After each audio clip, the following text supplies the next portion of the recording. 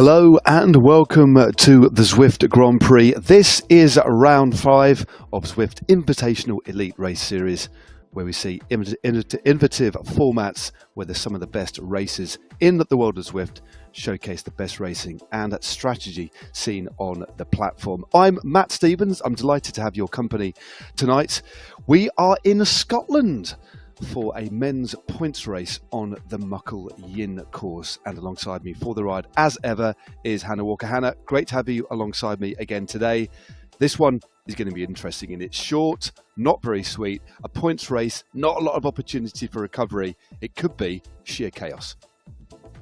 Hey there, Matt. Yeah, very much looking forward to this one, because as we've seen in the past, in previous editions of the Zwift Grand Prix and other races, and even in this season alone, the points race always provides the action. And I think it's always one that is very entertaining for those watching, but for the teams, it takes a level of preparation beforehand, giving the riders within the team a job to do, what their role is, and crucially, this is not an individual points race. It doesn't matter to make sure that a rider sort of gains the most points on their own. This is all about the team, and so very much looking forward to it, because this course is a great racing course too. It certainly is. It's punchy. It was one of the scenes, of course, for the World Championships. It is up and down, multiple opportunities to score points out on the road. And also a very, very important mention as well. This round 5 is a preview to the Zwift Racing League with WTRL. The WTRL race on Tuesday for the community, with over 2,000 teams taking part in every single round. They'll be keeping a very close eye on how these elite teams take to this course today, because it's going to be extremely strategic and also enormously demanding because of the lack of opportunity to fully recover. So let's have a look in a bit more granular detail on the course today. We know it's the the Muckle Yin, including the Clyde kicker. One lap of 23.7 kilometers with a total elevation gain, as you can see, of 284 k's, and 5 opportunities to gain points along the way. The last of which is actually up the Clyde kicker with only 1,700 meters to go. Hannah, it's a sawtooth profile, and interestingly, we've got some old favourites being rolled out again in terms of power-ups today too, haven't we? We are, and as you can just see there's very little time and opportunity because of the quick succession of the points for any recovery. But you see immediately, once they go through and they start, you immediately get a draft power-up. So that, of course, one of our traditional power-ups, that's closely followed by the feather power-up a few kilometers later. And then at each arch where you can collect points, there's another power-up to be gained, and now you've got the Steamroller and the Anvil at the Breakaway Bray and the Skurs Summit on both the reverse and the north, and then of course the forward Breakaway Bray and the Skurs South. And then on the Clyde kicker, you've got the Aero power-up to use for the finish. And so I think I'll be interested as well to see how teams use those power-ups knowing what they're going to get, because very often it's a chance of probability of which power-up you're going to get, and whereas this is dead set, you know what you're going to get, and so plans and tactics can be made around this.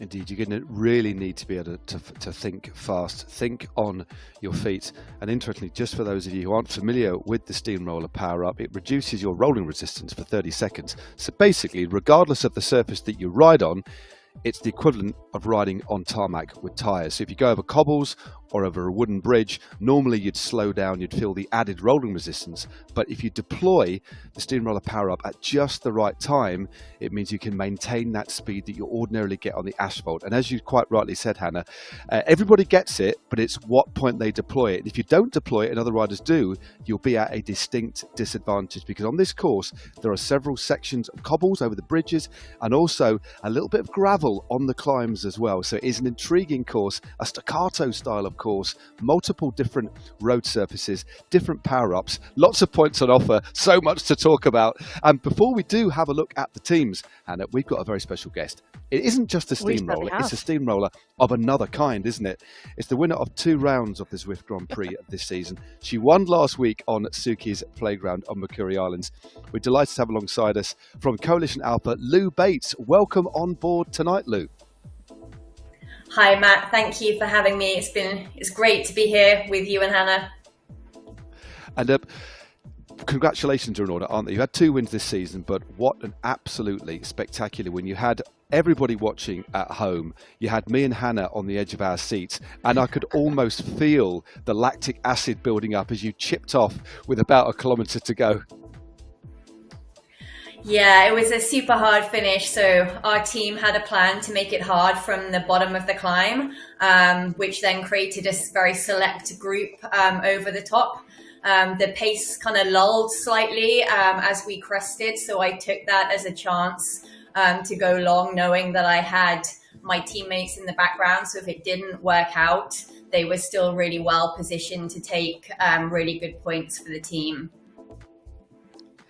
Lou, I think it's fair to say that you prefer the road when it's climbing and when there's a big ascent. And this was a downhill finish. Was there ever a point, because this was a long way and a long way to attack from, was there any point where you thought, I've gone too early here, the pack are chasing me down, can I hang on? Almost immediately when the pain hit. So yeah, it's always a risk.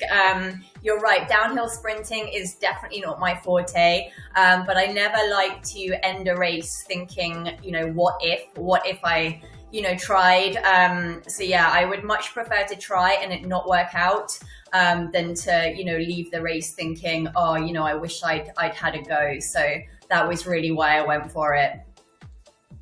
And just a final one from me, Lou, before we look at the riders that are going to be racing tonight on this circuit in Scotland. This is a completely different proposition to the scratch race we had last week, isn't it? As we've just talked about, as Hannah's described, very little opportunity for these riders to recover because these points come thick and fast. So it's going to be a completely different style of racing and tactical play as well. It is going to be aggressive. It's going to be hard. Teams can't wait for the finish. Every single point counts. So I'm really excited to be watching the racing today and not going through the pain myself. Are you going to be in direct communication with any of the Coalition Alpha team? Could you give us any tidbits on their tactics? All I know is that they have taken inspiration from our girls team over the last few weeks. So I think they're going to be super aggressive. I think they're going to make the race hard. And I'm really looking forward to seeing them get out there and, hopefully perform really well. Brilliant stuff. Well, Lou, we'll be talking to you at multiple points throughout the race. Thanks very much. We'll see you in a bit. But Hannah, shall we kick things off and look at our first page of the 16 teams that are going to be racing tonight? Let's do it. First up in 16th place is Primo Race Without Borders. The 3 Irishmen are joined by Jacob Anderson, the British rider. Alongside him is Tadej Sedar. They'll be looking to try and get some more points on the board and try and close in perhaps to 15th, 14th position to overtake Deepak Elite. As we move on to them, they've got Daniel Pettinger as their sports director, but I'm full of admiration for these riders who are also racing and as a sports director for their team. You've got the Austrian there. Alongside him is Ed Morgan, Ben McKee, Fabien de Ervola and Tom Burms, the 2 Belgian riders. Foudre Punchers Coalition, the team that were new into the series. First time debut appearance within the Zwift Grand Prix. The 4 Frenchmen are joined by the Belgian Alexis Larocque, their 14th overall. As we move on to Team Castelli, the Italian squad, with 13th place overall currently. They've got Nathan Guerra back within their squad, the 4 Italians joined by the rider from the USA. Now, Matt, I'm intrigued to see how they'll get on because Nathan came into this with some great form into the Grand Prix. We know he was injured a couple of weeks ago. After a little bit of rest, recovery, what can his input do for the round 5? Well, definitely. You did have some great fun. We'll see how he recovers. He's certainly a tactical genius as well as a very strong rider. But yeah, we wait with bated breath. Let's have a look at the rest of the teams. The next page, Restart, currently sitting in 12th place. The two Brits, the two Americans and a Canadian in a team managed by Stephen Pink there. They're currently sitting in 12th position. Team Swedish Swifters, one of the teams that's almost one of the founding teams of the WTRL. Pretty much every single race that we have had the pleasure in commentating, they have been involved. They currently sit just outside the top 10 there in 11th place. Watch out for Jakob Björklund tonight in the all-Swedish team, BL13. They're having a pretty solid campaign so far, sitting there in 10th place. They're going to really have to work together as a collective if they're going to move into the actual top 10 itself. And then Saris, they're looking to move up today, and they've got some very powerful riders, including the former esports champion of the United States of America, Holden Comieux, who'll be leading that team. Watch out as well for Matt Gardner and David Tolbert, both riders who really pack a punch, and that's the attributes that you need on a circuit like this today. When you take a look at Movistar, they're 8th overall in the series. The 5 riders, very international flavour within that squad. And now I think this is a great opportunity for them to try and gain some points, move up the standings. And a points race is right down their alley. So watch out for Movistar this evening, led by Anna Delana. Beast Mode powered by Rose, the German team. The 4 German riders joined by the rider from the USA, Ben Nordstrom. Of course, always led by Seb Wolf, a very experienced sports director in Zwift. Then we move on to Toyota Elite, 6th overall in the series. Watch out for this team. They've got work on their hands, I think, but watch out for Martin Mertens. He always thrives in a points race, the German rider. Then Hexagon, for me, one of the standout teams, the French team. They're 5th overall, the 3 Frenchmen joined by the 2 riders from Belgium. Indeed, well, the Hexagon team have been, without a shadow of a doubt, I think it's fair to say, Hannah, one of the revelations of the season. They're a new team. Let's have a look at our final page. 2 minutes to go before we kick things off tonight in Scotland. Coalition Alpha, you're looking at the top 4 teams on the GC, as it were, at the moment. Coalition Alpha, an exceptionally strong team. Any one of those riders could win this individually, but as we were saying before, this is all about riding as a collective and accumulating as many points. And what a lineup for Coalition Alpha. Jones, Bengston, Kaminski, Segerbrook, and of course Lionel Vujasan. All of these riders stalwarts and exceptionally strong, led by Reese Howell. Next, currently in 3rd, another multinational team, Richie Barry, Brian Duffy, Nicky Hug, Zach Nair and Dan Turek. Duffy and Hug know what it's like to win at this level as well. Wahoo Cole, led by Hewell Davis, the DS there, of course our expert in residence last week. He'll be trying to guide his team to success, and of course amongst their number we'll be looking out for the rainbow bands, the rainbow jersey of Bjorn and Andreasen, the Danish rider who took his crown on this very course in the 3-round World Championship, which we had a few months ago. He's augmented by Chris Dawson, the popular Teppo Olorio and Hugo Vuillot. And finally, the all-Belgian lineup. They're leading. They've had a real dominant performance over the last few weeks. They ride as a real collective, but their standout rider has to be Lennart Turgels. He is an absolute engine. Watch out for him today to let loose and let rip, ably backed up by his teammates. So, half a minute to go, Hannah. I cannot wait to see how this one unfolds. They'll get a power up very, very early on. The first climb that they'll kick up is the breakaway Bray. The drag that they'll kick up is the breakaway Bray. Then the Sugo Summit North, breakaway Bray again from the other direction. Sugo Summit South, then the Clyde kicker. The final opportunity to score points. That comes with only 1,700 metres to go before the finish after 23.7 Ks. I hope they've warmed up well, Hannah. This is going to be fast and furious. Expect fireworks from the gun. Here we go. We're looking at Teppo Olorio right on cue.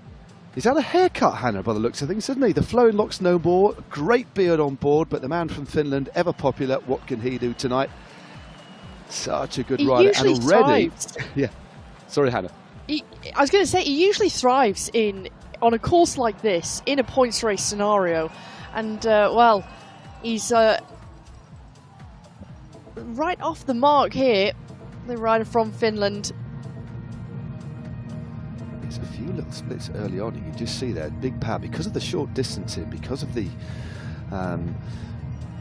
distribution of the points out on the circuit, this sort of race could favour somebody trying to go early. If you get in a breakaway early on, and we do actually have 5 riders, Loriot, Lindbom, Noren, Matt Gardner and Corrigan from Saris Nopins all out in front. So that little early attack, I don't think I've ever seen a breakaway go so early.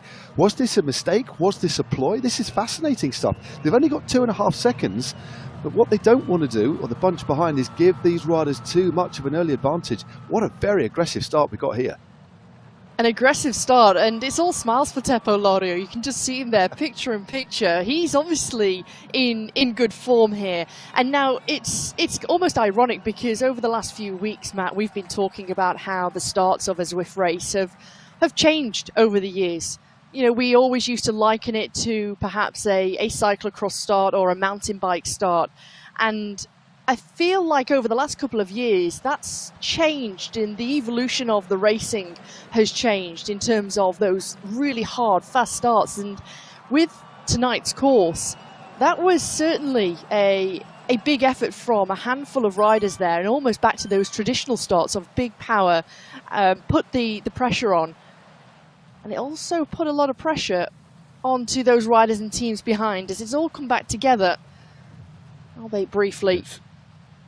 Well, the first power up that they got early on, you're quite right. There used to be lots of riders used to get dropped very early on. We're talking about that 1 minute power, the all important 1 minute power in Zwift. Racing on Zwift is one of the key attributes. We ask all of these athletes, what, if anybody from the community is looking to improve on their game in Zwift, it's improving that 1 minute power. But as you said, it's a little bit more of a gradual start, still relatively explosive, but not quite. It's a far more nuanced set of way of racing. As we're looking at Pim van Diemen, this man is a monster. He really, really is. He's won some Zwift Grand Prix races in the past. As we're going up this little bit of a drag, another couple of attacks on the front. Let's actually bring in Lou for the first time. Lou, a very aggressive start. Do you think that was a predetermined plan, or do you just think it was a few riders just a little bit over keen at the start there? No, it will have been planned. The Glasgow circuit actually is a really good one to go hard out of the gate, because it's very twisty. And once riders get a gap, then if they're out of sight, that means that they've got a real advantage with that breakaway. So no, I wasn't actually surprised to see that at all.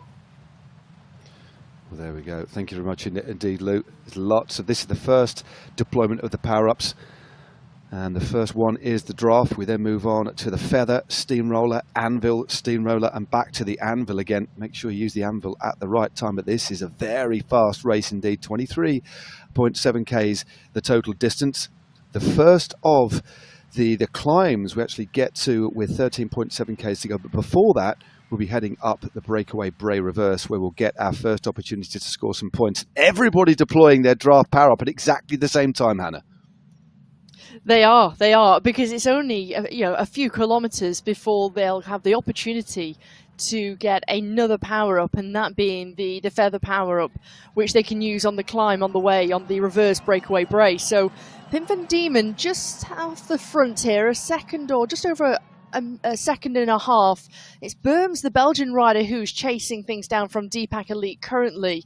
But he looks like he's settled into a nice rhythm here, Pim van Diemen, the rider from Movistar. And as I said before, I think this race, round 5 here of the Grand Prix, is a great opportunity for Movistar to try and move themselves up the series standings, move up that leaderboard from 8th overall, back into potentially that top 5, where they've got a strong team, and we've spoken at great length of how important it is for all 5 riders to contribute, to be picking up those points consistently and making sure that you use each of your of your 5 riders to the maximum that you can.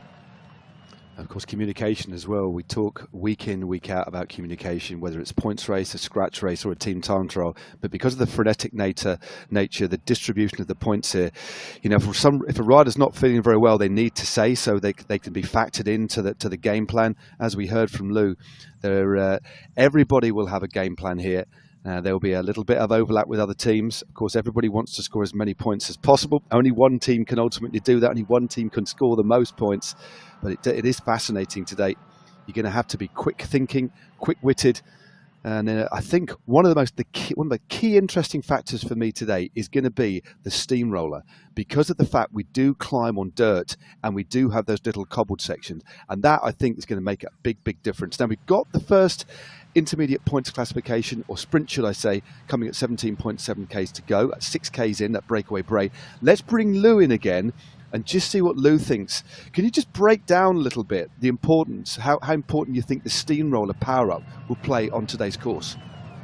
Well, funny you should say that, Matt, but actually in the Grand Prix racing, our bikes are neutralized, and therefore the rolling resistance of the road surface is also neutralized. So that steamroller is going to have a big effect in the Community League, but a much lesser effect in this Grand Prix race. So I could actually see riders holding onto the feather going through the breakaway Bray and not actually using the steamroller at all. Right, well, thank you very much. A good, important bit of insight there. So that's, again, you can hold on to the power-ups. You don't automatically lose them, but there are multiple places to get it. The anvil as well, massively important. Not too long now. We've got about 900 meters before we hit the first set of points available. The first 10 riders across the line will score points at 5 intermediate sprints, and the first one coming up very shortly. And just look at the pace at the front of the bunch now. It is Jake Morrissey of the Primoor Race Without Borders leading on the front, really trying to line things out. Cunningham from Scotland there, flying the flag. The Scottish man sitting in a second position there for Restart, powered by Alex Coe. Coming through to that sprint now, Hannah. This is where the road kicks up ever so slightly on the breakaway Bray reverse, and a flurry of power-ups being used. And this is interesting because some riders not only have held their feather power up back, but also held their draft power up into this intermediate sprint. Take a look at this. Nordstrom leading out for Beast Mode, powered by Rose. Jockum's on the wheel. Wow, that was a very, very good sprint indeed. Just coming around at the corner now. Just the optimum deployment. It looks like it was Holden Commure who took the maximum points there across the line there for Saris. No pins ahead of Power and the world champion Andreasen. I did pick out Holden Commure to use that powerful sprint, and they've got some good points early on. So maximum points scored by Saris there. As you can just see on the left-hand side, Lennart Turgle's also up in the mix. Teppo Lorio scoring a point as well. Well, a couple of points, should I say. And that big acceleration has caused a few splits already, Hannah. There's some riders just struggling. And that was the first sprint. We've still got 4 more to go, and the finish line itself too. It just shows if you put yourself on the back foot, and especially going into that first intermediate sprint, into that preem, put yourself on the back foot. You've got a lot of work to do now to try and close the gap, to try and get yourself back into the pack. Because where some riders here at the front are now taking some moments for recovery, some respite, the others who are now distanced and dropped, they're still working and not getting that opportunity to get some recovery before the next intermediate sprint arises. But take a look at this, Matt. Pim van Diemen, once again, off the front. He's clearly showing that he's got some fantastic form. Here, the Dutchman for Movistar, as it's closed back together by the rider from Czechia, Daniel Turek. There's Zach Nair too. Yeah, Zach Nair and Turek, they won't let a rider of the class for that rider go clear. That was a short. I can also see the rainbow bands there. I'm wondering how the world champion is feeling on a course that led him to wearing that jersey. Scattered leaves here on the circuit as they continue to head towards the next intermediate sprint. The next one on the menu today will be the Segura Summit North. And let's bring back Lou again. Lou, still in the very, very early stages, but just describe the sort of rider that you need in your team to excel on a course like this. You need someone that's super versatile. I mean, the climbs here are quite short, especially for these guys, because they've just got so much power. So probably the longest climbs, maybe 2.5 minutes for these guys. But you need somebody who can do that and then go again and again and again with really short recovery. Because even just trying to sit in and not go for points, this is still a super hard effort for every segment. Do you think we'll see some teams just almost riding like a negative split, making sure they don't get dropped, but actually wait, not participate in the earlier sprints, but then go for it on the climbs and try and make a selection so they can then score more points deeper into the race? Do you think that's a tactic some of the teams with better climbers might employ? It certainly could be, and it would be a good tactic to attack as a team on the climb, because you are going to know when you're going to go and you're going to try and break things up. So yeah, certainly the teams that have the climbers could try and split things on this next climb coming up. Well, it's not long at all.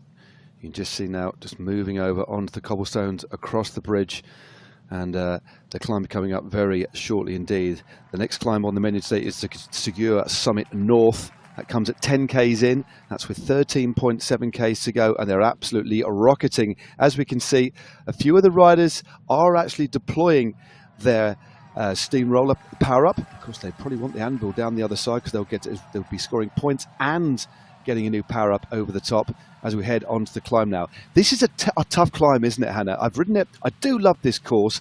There's no way I can go up it quite as quick as these ones. But these climbs, it's difficult to get into rhythm because the pitch keeps on changing, doesn't it?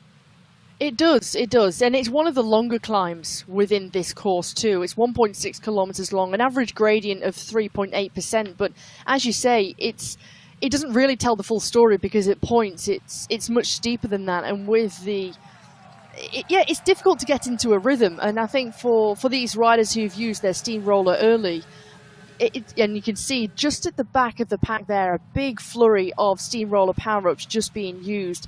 And this power-up, it lasts for 30 seconds, so make sure that you get the best out of that power-up and use it to your benefit. As we see Martens just move up, the rider from Germany, you can just see him there. Just alongside him is Pim van Diemen. There's Lionel Verjaarsing, as Paradines also moves up for Aber Synergy.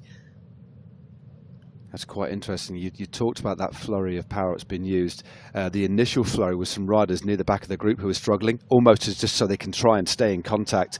Brandland of the Movistar E-team now moving up. 180 beats per minute is his heart rate as he powers up this dirt road. Is that the figure? It's Paradines of Abus now moving through to the front. Martens as well, just slipping back now. Martens, of course, the winner on the Alpe de Zwift, one of the first races of the Zwift Grand Prix.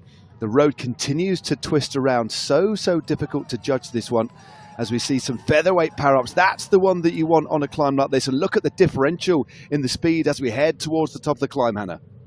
This is exceptional, because Martens has been holding on to this power-up from 2 arches ago, and just take a look at the difference. But here comes Meding the German. Is he going to flip him on the line? That was close. It was. I think he didn't quite make it. In fact, Martens it was, showing that climbing prowess, who took maximum points there for Toyota. 10 points in the bad. Good points there for Beast Mode Powerboy Rose with Martin. But look at that. Kaminski and Vujasan both scoring 8 and 7 points. So, okay, winning is important, but Hannah, if you can actually get a couple of riders up there, that's when you really start to bag multiple points, don't you? It certainly is, and it's all about that consistency as a team. And if you can try and get multiple riders at each of the intermediate sprints within that top 10, just to top up your accumulation of points, it's a perfect strategy, and it's something that Coalition Alpha have done in the previous intermediate sprint. We saw Aber Synergy do that very well, the Belgian squad. And Lou said before, they've been having a little bit of a chat between the women's team, the men's team. Watch out for them. They're probably going to race a lot more aggressively, and that's what we've just seen there in that intermediate sprint from Coalition Alpha. Indeed, and as you were talking there, Hannah, on that very fast descent, the descent that way up is actually, it's far steeper. It's a shorter ascent and descent. Therefore, the gradients are steeper to gain the same sort of height, or exactly the same height, and a lot of anvil power-ups we use. And we've got a few splits. We've got several riders now moving clear off the front, including Pim van Diemen, Lennart Turgels, his teammate Paradines is there as well. Martens too. So it looks like it is starting to come back together. A few more anvils being dropped just to add a little bit of momentum. Turgels at the front. If there's one rider that's going to suit a circuit like this, it's Lennart Turgels, with that road endurance that he's got as well. He's a real punchy rider. He can sprint particularly well. He's had a win already this year. He is one of the riders that has got the real ability to recover these repeated efforts. And I think there's quite a few riders have already been distanced on this course so far. I think if you look at the way that he raced when we were in London, a few weeks ago, and the way in which he won that. He had such fantastic form, of course, coming off the back of a brilliant road season with his professional team, but it was his ability to recover from each and every one of those moves, and we're just seeing here, and we just saw the points and just how tight it is at the top.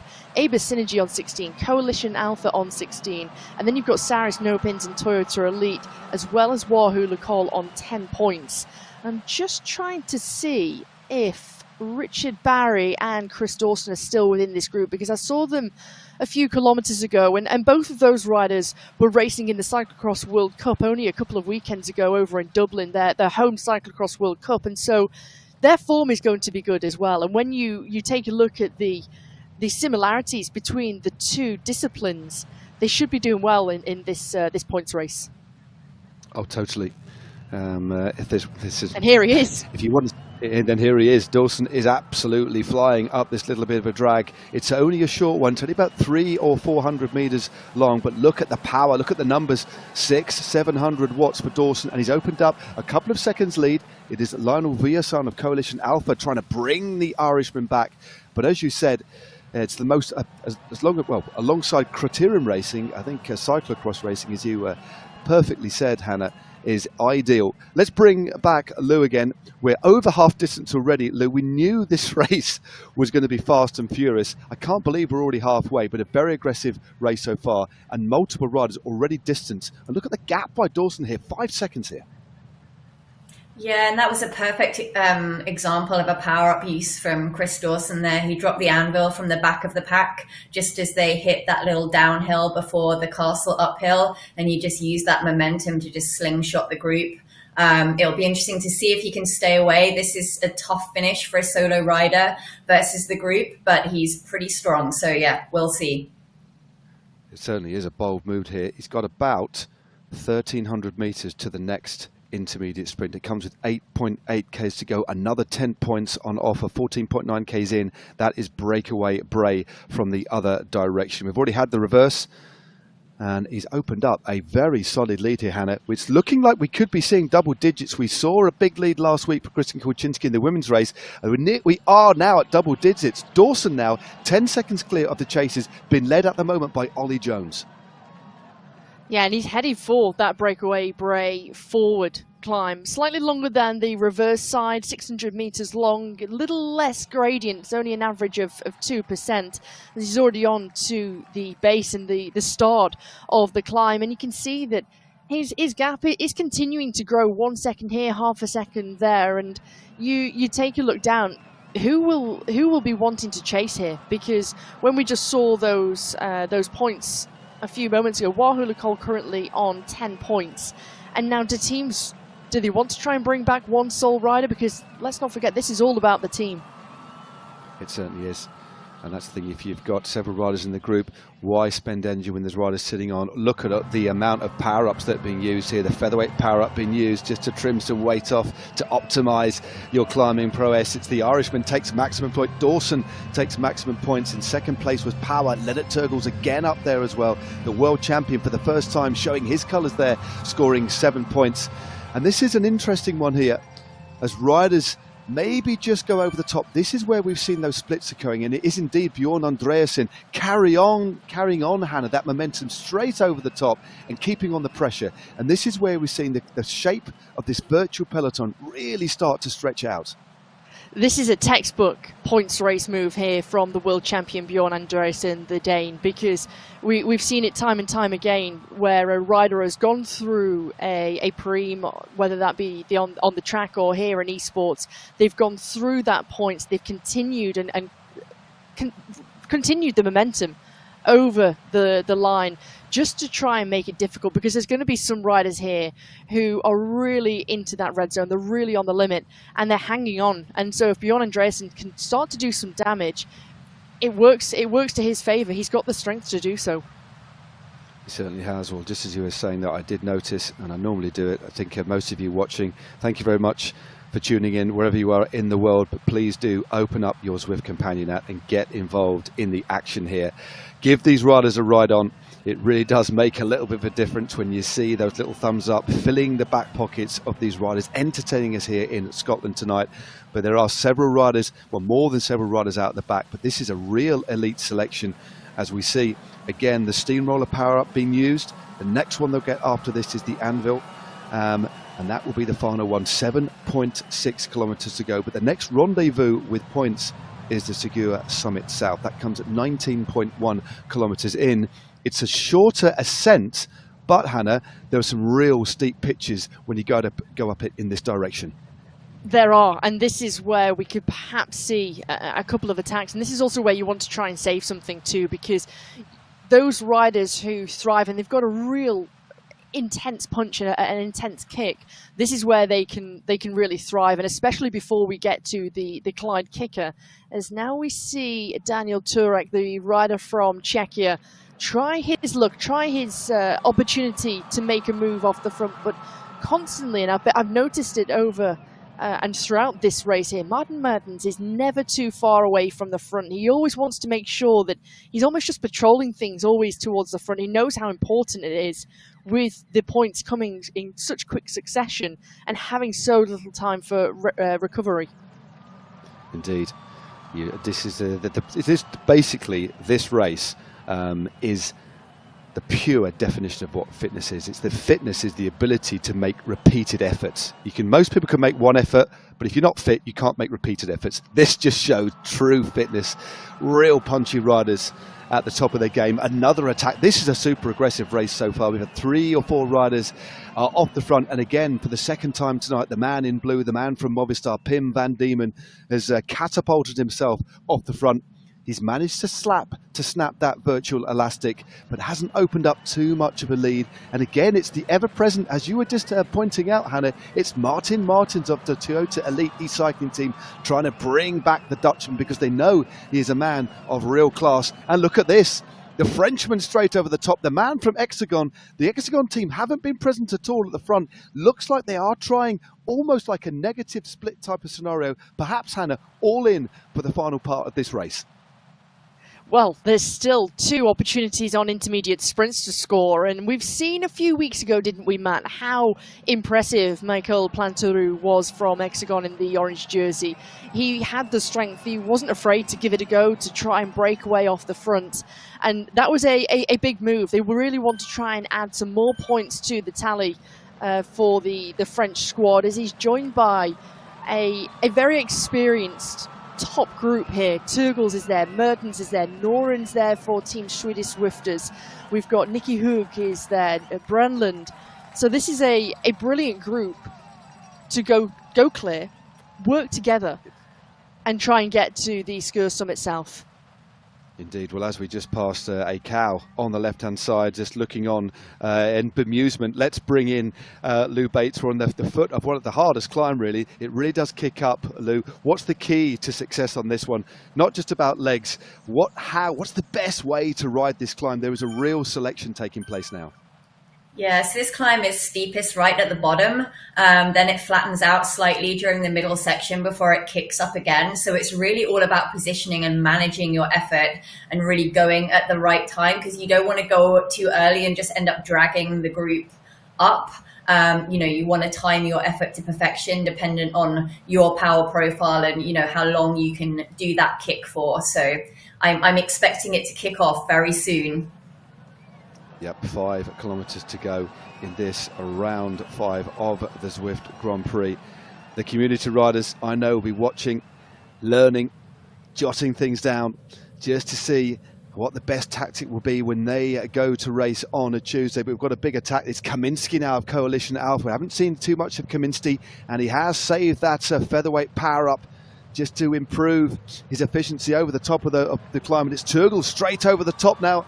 And it's Madding just coming through. It's going to be very close. I think Turgels just about took that one. That was very close indeed. Ahead of Madding.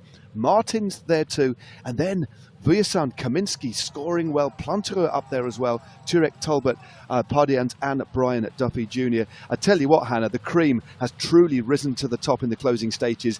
And anvils are now being dropped, unsurprisingly, on the descent. They are, and also a steamroller on the descent here. And I'm astonished the amount of riders there, Matt, to the top of the Skill Summit South, how many riders still had a feather power-up? They've waited, held it back. They've not used it earlier on and taken and had the opportunity to use other power-ups. And so they've kept it in their back pocket. I'm astonished. Yeah, that just shows what we heard from Lou earlier on. This rider's rider not using because of the, it's not too much of a benefit using the steamroller, so save the one that makes the most difference. On the flat, it's the aero power up, but the one that makes the difference on the climbs, of course, is the feather. But it is coming back together again. Another coming together, real fast pace down the other side, 3.5 kilometers to go. We've got one more opportunity to score some points, and that is on the Clyde Kicker. That comes at 22 Ks in, but only 1,700 meters to go. Can anybody go full on for the Clyde Kicker and then go again at the finish? Let's bring in Lou Bates again. 3.2 Ks to go, Lou. It's been fast, it's been furious, it's been frenetic. We've got an elite selection, but what would you do if you're in this group on the Clyde Kicker? Because just going hard up the Clyde Kicker, you go very, very deep, and it is hard to recover. You've got like 2 minutes to recover before the finish.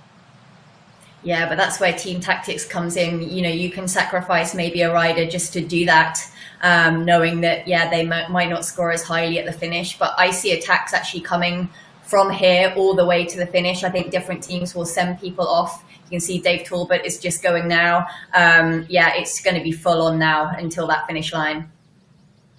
Thanks very much indeed, Lou. It is great to have your insight. This has been a real education. But Hannah, 2.5 kilometers to go, just under now.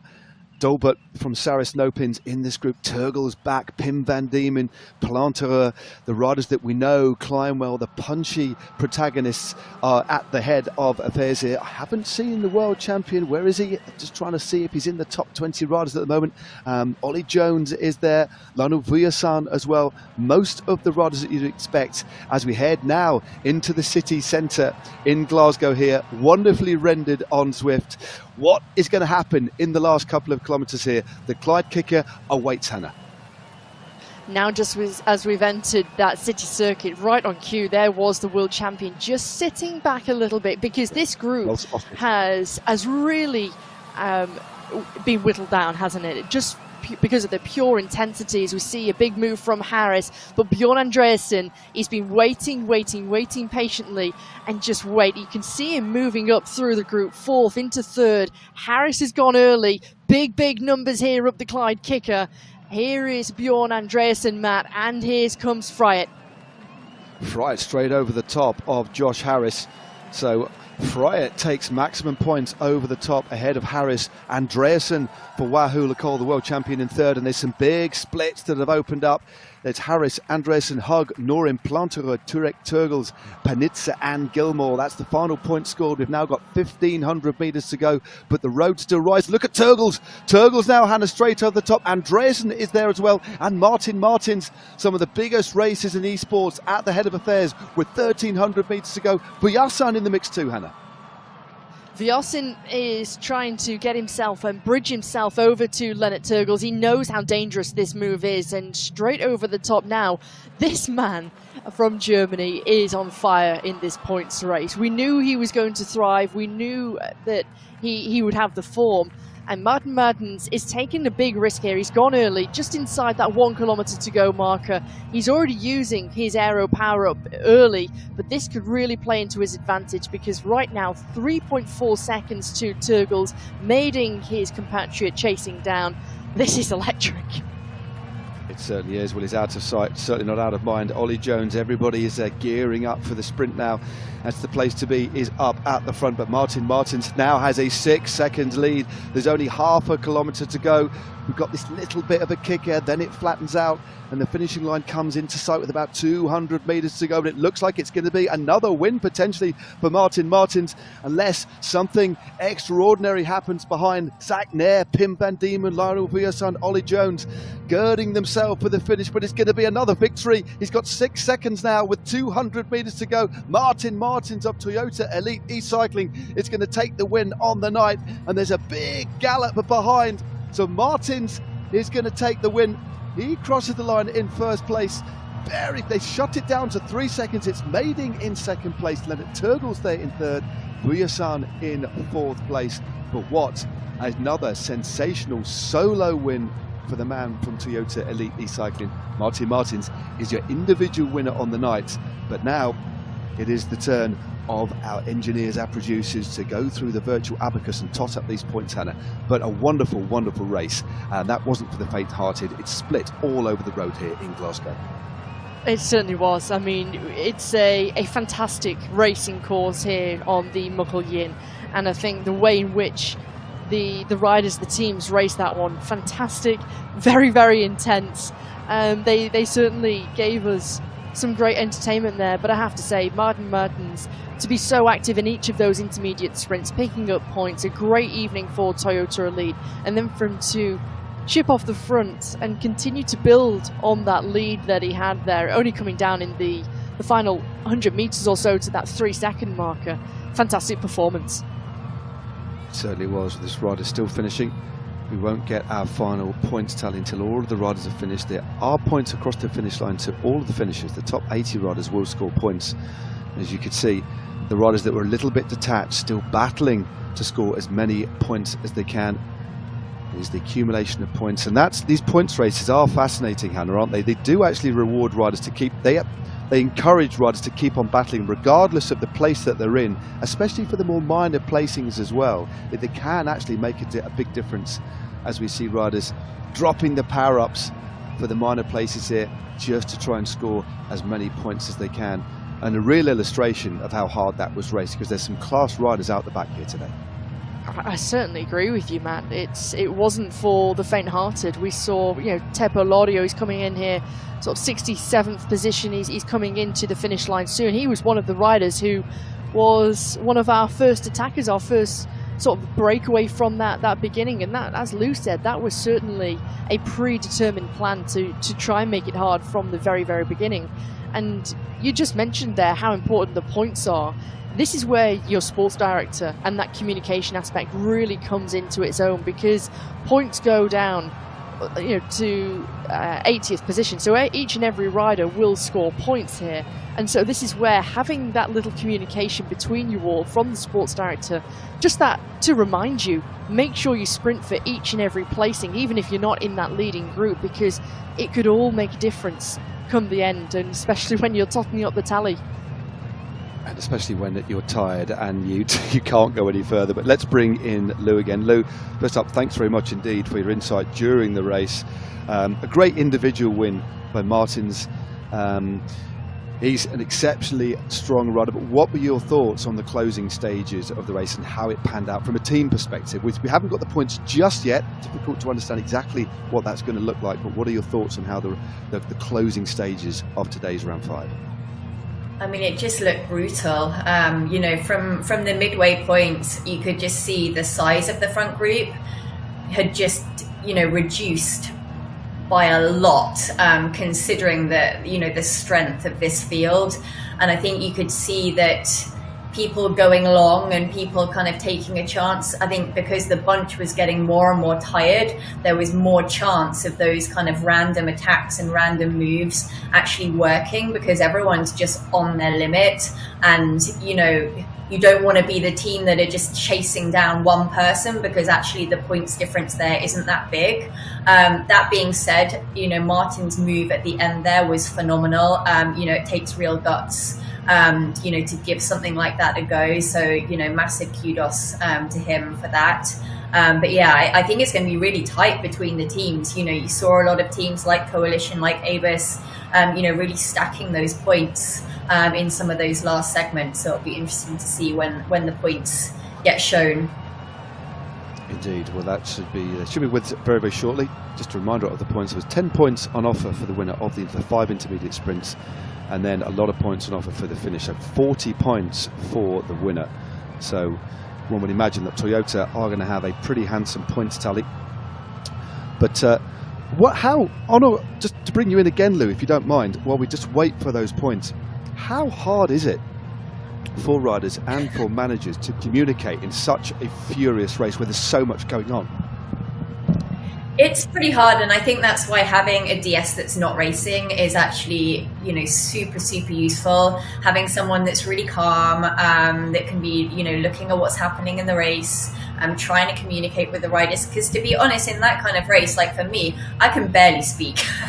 You know, I'm breathing so hard that, you know, even if words come out, that, you know, no one can generally understand them. So I think having somebody there just kind of overseeing everyone and just telling you what to do and telling you that your legs don't actually hurt and that you can do it, you know, I think is really important in these circumstances.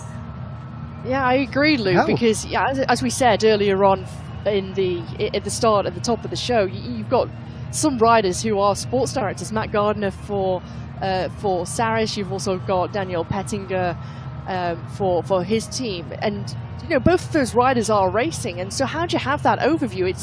It's incredible, really. I mean, it's full of admiration, but it's also a very difficult task. I think it's very difficult. You have certain riders who can speak, seemingly, even though when their heart rate's at like 190 beats per minute. You know, that's definitely not me. I'm the opposite end of that scale. So, you know, you have people that can do it, and, you know, certainly it's impressive. But yeah, certainly having someone that's not riding, who, again, just can be looking around, you know, what other teams are doing, I think it's really useful from that perspective as well. No, it's certainly...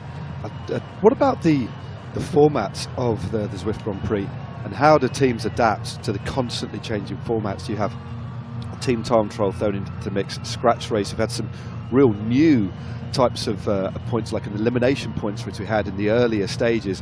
What's been the general feeling of the teams to this constantly evolving and shifting distances and formats? I would imagine, Lou, that it certainly keeps the teams, the managers, on their toes. It certainly does, and it's where having a slightly larger squad of people can be really handy, because obviously you have certain courses that suit certain riders. So for the team time trial next week for the women, you know, that's a very different effort from, say, for example, the Glasgow crit circuit, which is very spiky in terms of power. So it's useful to have riders on your team that you can kind of call upon for the different formats. And also, you know, this time of year, lots of illness, lots of bugs going around, so also useful to have those riders in the background anyway. But yeah, I think as riders we really like it, because there is something for everyone. So, you know, it means whatever type of rider you are, you can get involved, certainly in at least one of these races. You've had a couple of wins this year. What is your ideal circuit? If you could design the Lou Bates Grand Prix on any of the worlds on Zwift, where would it be? It would probably be this one, Muckle Yin. I really, really like all the courses in Scotland, to be honest. You know, I love a short climb. You know, I like the back-to-back efforts. I think actually all the courses in Scotland work really well for racing. So yeah, this one, maybe just more than one lap, maybe 2 laps or something like that would be ideal, because I tend to be a little bit better in terms of endurance. But yeah, I really like the Scotland World. Fantastic stuff. We will get the points to you as soon as we can. I think they might be coming very, very shortly. Otherwise, I think we might have another chat with Lou about next week, because we do have... Well, there we go. Just on cue. Thank you very much indeed. That was rather timely, wasn't it? And look at that. Abus Synergy take the points. 139 points. Second place to Next Esports, powered by Insured, there with 121. And Coalition Alpha thought they were going to be up there, and they certainly were. Third place for them with 118. And then followed by Beast Mode, powered by Rose in fourth. Fifth to Toyota Elite E-Cycling. Of course, the team of the man that won individually today. Just showing that it's not necessarily about the winning that gets your team up there. Good ride tonight by Movistar. I think they'll take heart from a solid top 10. Wahoo Lacole in 7th, Hexagon in 8th, Fuja Poncheur's Coalition, and they'll be happy with that 9th place today, and 76 points. That's a very solid ride by them. In 10th, BL 13, powered by Level Velo. 11th, Team Swedish Zwifters. Restart, powered by Alex Coe there in 12th. Team Castelli, powered by Elite in 13th. 14th goes to Deepak Elite. 15th, Primoz, a Race Without Borders Esports. And then in 16th place, after a very good start, which could see them move down a little bit, Saris, no pins. A couple of surprises there, Hannah, potentially. Definitely, and starting with the team who finished 16th overall, Cyrus Nopins, that's a big surprise to see that they weren't further up the standings in the points race here. We already saw at the very end, the back end of the pack, 2 riders coming in. So disappointing evening. On the other hand, great for Primoor Race Without Borders Esports, a team that were new to the series. They've got themselves some points on the board, and I think week on week they're improving them, getting themselves involved. Likewise with Foudre Puncheur's Coalition, who were new to the Grand Prix series, right up there, solid 9th place. That was very, very impressive. But I have to say, yeah, Toyota Elite were fantastic, and Movistar too. Indeed, yeah, I think that's one of Foudre Puncheur's best rides. It is, as you say, Hannah, great to see some of the new teams slowly finding their feet, getting some points on the board, which is massively important. But the dominant team, the team that were leading heading into this round, have won again. Abus Synergy are looking good as we head properly into the second half of the Zwift Grand Prix. We should have the points for the overall with us in a few minutes' time. We certainly know who's going to be leading. It's going to be Abus Synergy, topping the rankings, increasing their lead at the top. And we will get that to you as soon as possible. Wahoo Lacole, who were in second, only 7th place today. Next two were third. Solid second place for them. So we could see, Hannah, a couple of little bit of movement inside the top 4 or 5, which just adds to the intrigue as we head into the final few races. It certainly does, and it's always nice to see that little shake-up, isn't it? And teams having, but also picking the riders that really suit each type of round. Because as you were speaking about with Lou moments ago, about having all the different races, whether that be a points race elimination, the team time trial, a pure hill climb up Alpe de Zwift, you really have to think about which riders you put into your roster for that round, and to really make sure that you take the maximum benefit for your team. And so it's going to be close, but it's going to be exciting, and I certainly think we're going to see some shift within the team standings. It's just in which order that we'll see it. Yep, I certainly don't trust my rather crude and rudimentary primary school mathematics ability, so I'm going to leave it to the experts to do all the adding up. And while we actually wait for the current scores in terms of the overall, let's bring in Lou again, unless we're it always does that, doesn't it? There, we're bringing Lou again. Just Lou, as we're looking ahead to the team time trial next week, just tell us the most crucial key ingredient for getting a team time trial right. It really is specialist, isn't it? It is.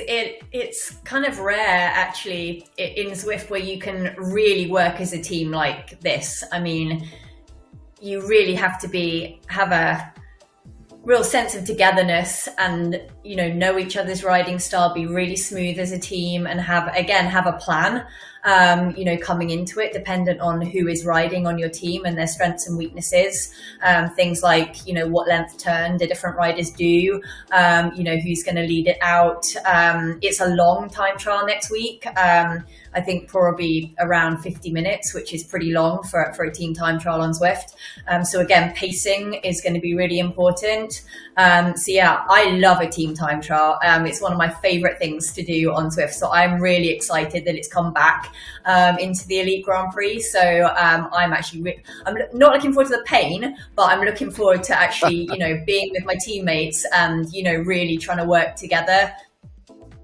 Great stuff. Well, Lou, it's been an absolute pleasure having you alongside us, giving us your expertise. Best of luck in the team time trial next week. But I do believe now we do have the current up-to-date rankings, and there it is. Well, no real surprise, Abus Synergy have moved even further clear with 2 rounds left. Still rounds 6 and 7 to come. So Abus Synergy with 121 points. Next, Esports moved from 3rd into 2nd place as Wahoo Lacole dropped down. Coalition Alpha moved from 4th to 3rd. There has been a little bit of a reshuffle at the top. Wahoo Lacole there in 4th. Toyota Elite e-cycling in 5th. Hexagon solid in 6th place. Remember, first season at this level for them. Beast Mode Powered by Rose in 7th. And Movistar E-Team currently in 8th with 62. And let's flick over to the next page as we head a little bit further down the top 10. Cyrus Nopins currently in 9th there with 40. Same points, in fact, as BL13, powered by Level Velo. Team Swedish Zwift is still solid there in 11th. But the Foudre Puncheurs coalition, now with 21 points, have moved up from 14th into 12th, overtaking Restart, powered by Alex Cole. Team Castelli there in 14th with 13 points. 15th, Deepak Elite with 8. And as Hannah was saying, another couple of points on the board by Primor Race Without Borders Esports there in 16th place. So a little bit of a reshuffle at the top. A great week, a great evening's racing. Hannah, a last word from you before we leave Scotland. That was cracking fun, wasn't it? It was. It's brilliant. I mean, I love these shorter points races where it's so intense. There's no moment, no opportunity for mistake, but also no opportunity for recovery. And you saw on that course there on the Muckle Yin, the varying parkour, the different road surface. It provided some brilliant racing. Fantastic insight, I have to say, from Lou Bates. And I think watch out for Coalition Alpha next week in that team time trial.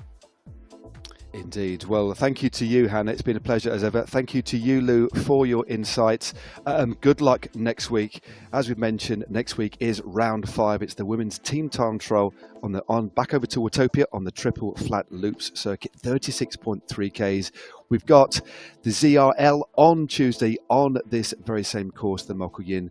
But for now, from Scotland, from me, Matt Stevens, from Lou, and from Hannah, look after yourselves and ride on.